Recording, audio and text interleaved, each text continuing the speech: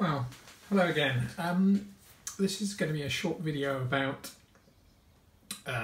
soda chargers, soda capsules, or otherwise known as carbon dioxide capsules, which are designed for charging up your soda siphon or seltzer bottle.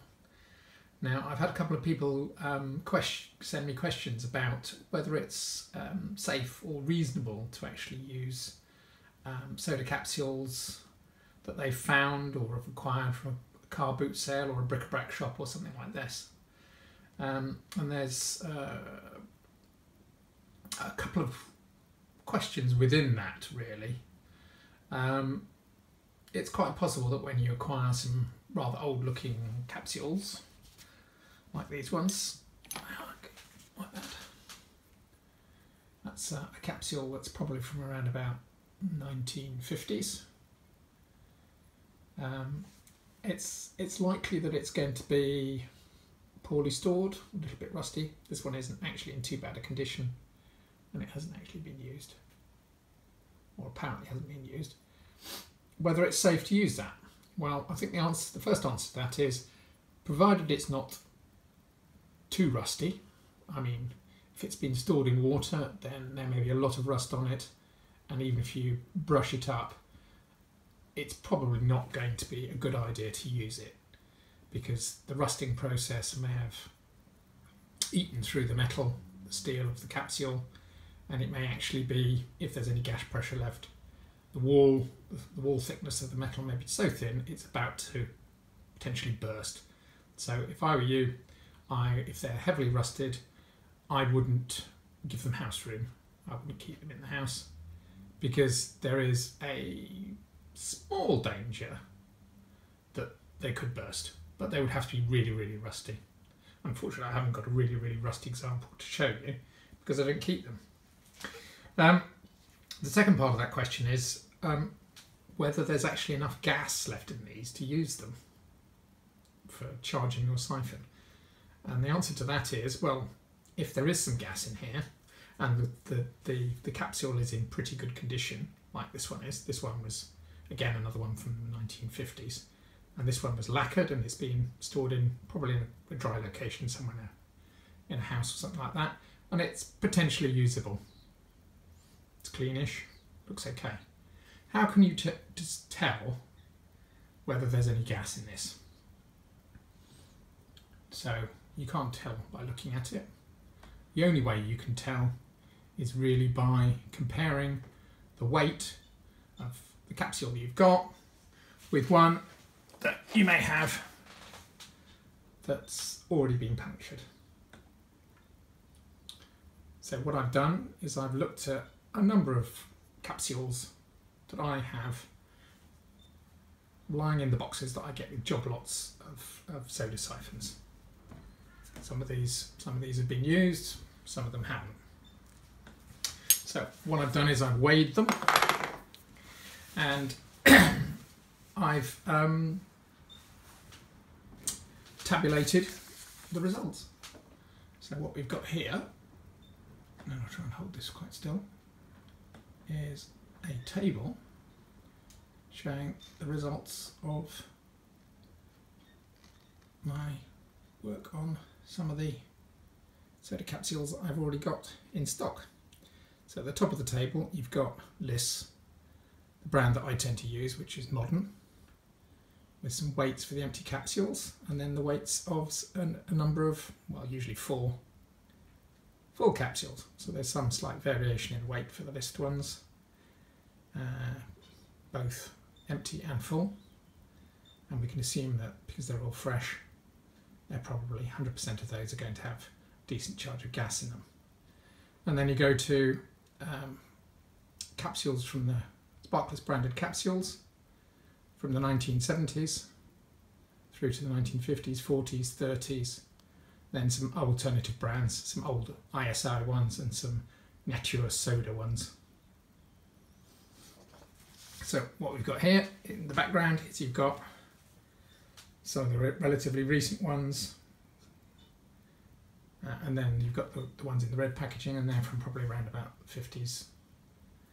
And then the ones on the far left They're from the 1930s and the 1940s. And perversely, the ones from the 40s and the 30s actually have quite a high number of those with a good weight. So they probably still contain carbon dioxide. So in actual fact, this one here, that's a 1930s and that's a 1940s. And those were supposedly refillable, and those were supposedly refillable by the manufacturer.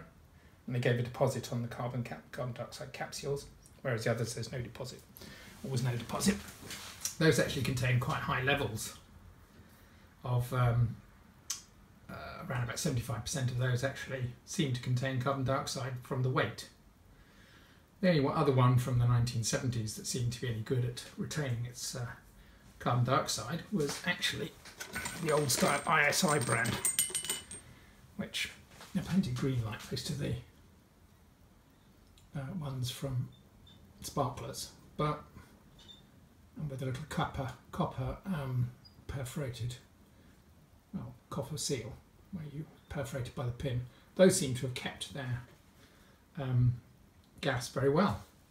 Nearly 100% of those were actually had gas in them. So what we can do is we'll compare one of these ISI ones randomly taken from the box, the copper end, with a sparklets one over here, and these are both from roughly the 1970s, and we'll see what happens. So what we've got here is, I'll move those out of the way, is a couple of siphons which I prepared and filled with water. There we are. And we'll fill those up with gas just in a minute. Right, so I've got a glass now.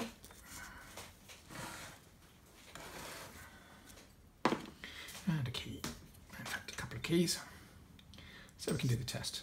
So for the first one, we'll use this one, which was in fact the one from ISI, old style. Put that into the cartridge holder, put it onto the thing, and we should be able to hear. This has got a reasonable charge in it. There you go.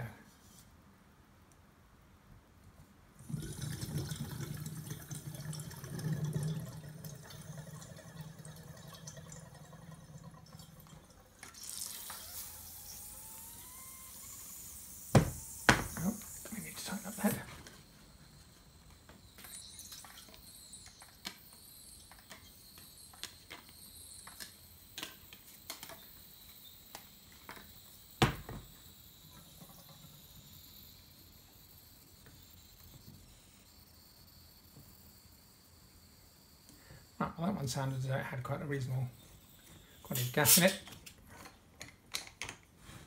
Alright, that's all. It's been punctured. And now we'll do the other one. And this is a rather old sparklets one. And to see how much gas, we'll put that into this type D. Renovated type D. So you should be able to see in this visibly how much gas is actually left. So what we do now, I suspect that given it's slightly rusty and not in very good condition, a lot of pitting on the paint, we're going to get quite a bit of leakage from here because the seal's not going to seal very well, but we'll see. That's all right to say.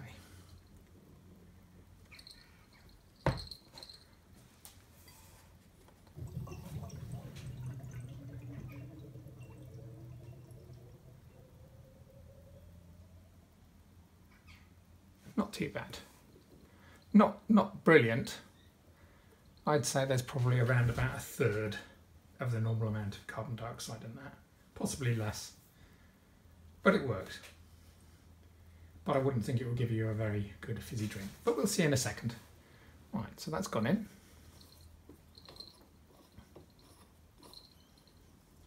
I'm going to take it off. That tends to be a bit of an indication. It's only a slightly little at the end. There's not actually much gas left in it. Wasn't much gas in it. Right, so we'll do, this was the ISI one, so I'm expecting to see quite a decent amount of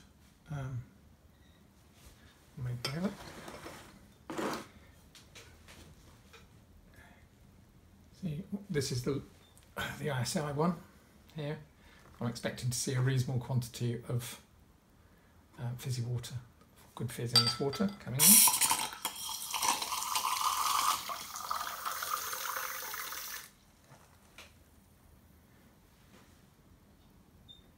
That looks pretty good.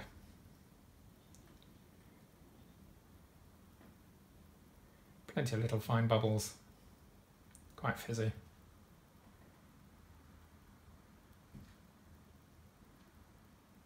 Well, not terribly effervescent though. So I think enough gas to actually just pressurise the water, put a bit of fizz into it, but nothing that actually lasts. So not terribly good. Now we'll do the one that was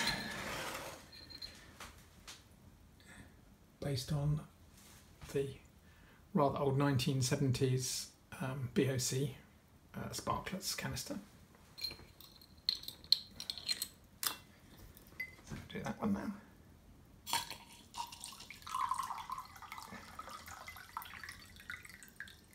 Well, I think you can see there that there was barely enough fizz in that, barely enough carbon dioxide to just drive the water out of the soda siphon. It hasn't actually made it sparkling at all. It's just really semi-still water forced out by the little bit of gas pressure, so that's really poor. So I think that answers our questions really. You can use old soda cartridges, but it's not really worth it. There's something to store if you want to show a degree of originality for your soda siphons, but they're not really worth having to actually make carbonated fizzy water. Thanks very much. This video has been brought to you by Aqua Spumante. We try to revive your classic and vintage soda siphons. Thanks very much. Bye.